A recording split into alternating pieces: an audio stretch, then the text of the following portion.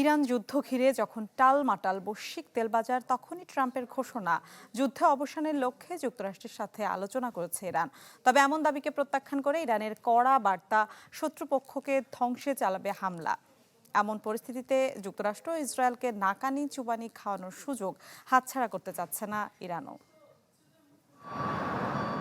Iran যুদ্ধ ঘিরে মধ্যপ্রাচ্য জুড়ে চলা উত্তপ্ত পরিস্থিতির মধ্যেই ছড়িয়ে পড়ছে নানা প্রোপাগান্ডা ও ধোঁয়াশা। একদিকে যুক্তরাষ্ট্র বলছে ইরানি পক্ষের সাথে আলোচনা চলছে, অন্যদিকে তেহরান এই দাবি প্রত্যাখ্যান করছে।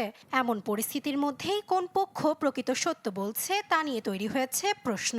এ নিয়ে কাতার ভিত্তিক গণমাধ্যম আল জাজিরার বিশ্লেষণ বলছে, সংঘাত বন্ধ থেকে কোন পক্ষ কি লাভ পেতে পারে তা থেকে কিছুটা ধারণা করা যায় যুদ্ধে যুক্তরাষ্ট্র ইরানের প্রকৃত অবস্থান। ইরানের সাথে খুব ভালো আলোচনা হয়েছে। ট্রাম্পের এই দাবিটি এমন এক সময় এসেছে যখন এই সপ্তাহের প্রথম শেয়ার বাজার খুলেছে যুক্তরাষ্ট্র।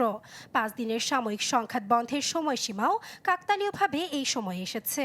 যুদ্ধের প্রভাবে সপ্তাহ জুড়েই টালমাটাল ছিল বৈশ্বিক তেল বাজার।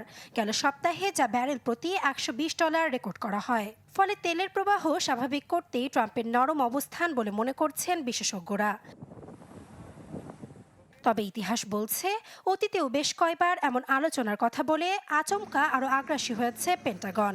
ফলে শঙ্কা আছে, সময় ক্ষেপণ করে মধ্যপ্রাচ্যে আরও মার্কিন সেনা পৌঁছানোর সুযোগ করতে পারে চতুর ট্রাম্প প্রশাসন। এমনটি হলে সামনে ইরানে মার্কিন স্থল অভিযানের আশঙ্কা প্রকট।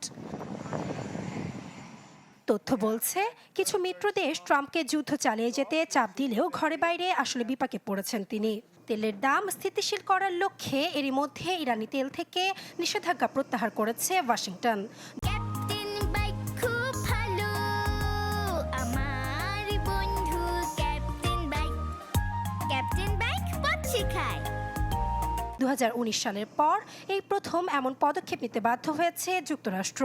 অন্যদিকে ইরানি কর্তৃপক্ষ অবগত, উপসাগরীয় অঞ্চল জুড়ে পাল্টা হামলা ও হরমুজ প্রণালী বন্ধের কৌশলেই ঘায়েল হয়েছে মার্কিন প্রশাসন। এদিকে সময় গড়ানোর সাথে সাথে ইসরায়েলেরও কমছে যুদ্ধের সক্ষমতা।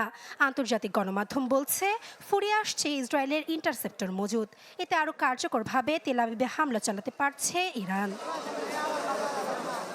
এমন পরিস্থিতিতে যুক্তরাষ্ট্র ও ইসরায়েলকে নাকানি চুবানি খাওয়ানোর সুযোগ হাতছাড়া করতে চাচ্ছে না ইরানও। যে কোনোভাবে যুদ্ধ দীর্ঘায়িত করে সর্বোচ্চ সুফল নিজেদের পকেটে ভরতে চাইছে তেহরান, যাতে ভবিষ্যতে কোনো হামলা চালানোর আগে এর বিপর্যয়ের কথা মাথায় রাখে প্রতিপক্ষ শিবির। নাসরিন আক্তার, চ্যানেল 24।